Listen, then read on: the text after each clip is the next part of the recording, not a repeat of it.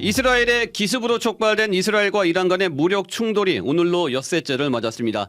주요 7개국 G7 정상회의에서 조기 귀국한 트럼프 미국 대통령이 군사적 지원과 외교 해법 사이에서 고심하고 있는데요. 양국은 오늘도 공습을 주고받았습니다. 백담 기자와 자세한 이야기 나눠보겠습니다. 백 기자 안녕하세요. 네, 안녕하세요. 네, 먼저 현재 이스라엘과 이란 양국 간 충돌 상황부터 정리해 주시죠. 네, 현지 시간으로 지난 13일, 지난주 금요일부터 시작된 양국의 무력 충돌은 오늘로 엿새째인데요.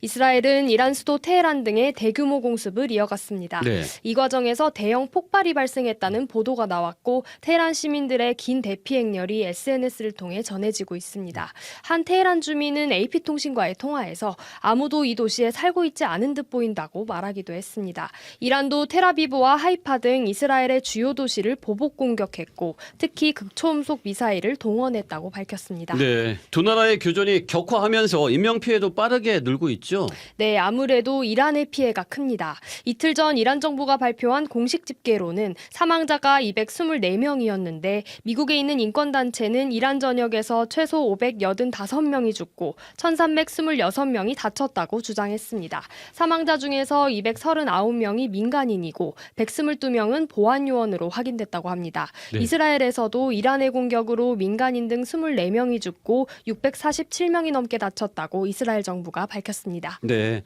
양국 모두 희생자만 600명이 넘네요. 네. 트럼프 대통령이 어제 G7 회의에서 급히 귀국했잖아요. 네. 이후 상황이 어떻게 전개되고 있는지도 전해주시죠. 네, 워싱턴 DC로 돌아온 트럼프 대통령은 이란의 무조건적인 항복을 촉구했고 진짜 끝을 원한다며 강경한 메시지를 내놨습니다. 잠시 들어보시죠.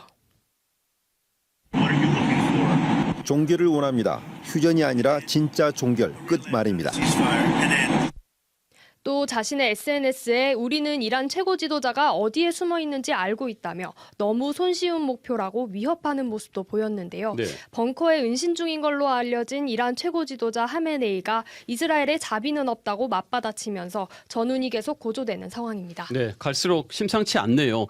미국의 입장이 변수일 텐데 트럼프 대통령의 태도 변화가 감지된다고요? 네, 그렇습니다. 트럼프 대통령은 올해 초까지만 해도 이란과 외교로 풀어보겠다는데 무게를 뒀지만 최근엔 입장이 달라졌습니다.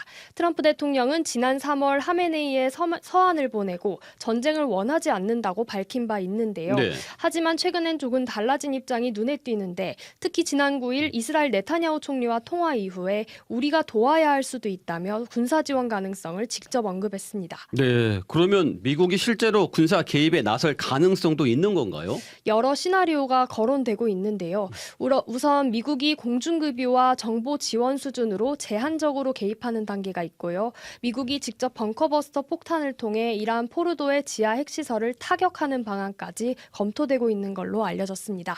다만 트럼프 대통령이 전면전에 나서기보다는 군사 옵션을 지렛대로 삼아 이란을 협상 테이블로 유도하려는 전략이라는 분석이 유력합니다. 네. 네타냐후 총리도 군사적 선택지가 협상에서 힘이 된다고 말했는데 트럼프 대통령이 여기에 공감한 걸로 보입니다. 그러면 지금의 충돌이 더 확산할 가능성 어떻게 보시나요?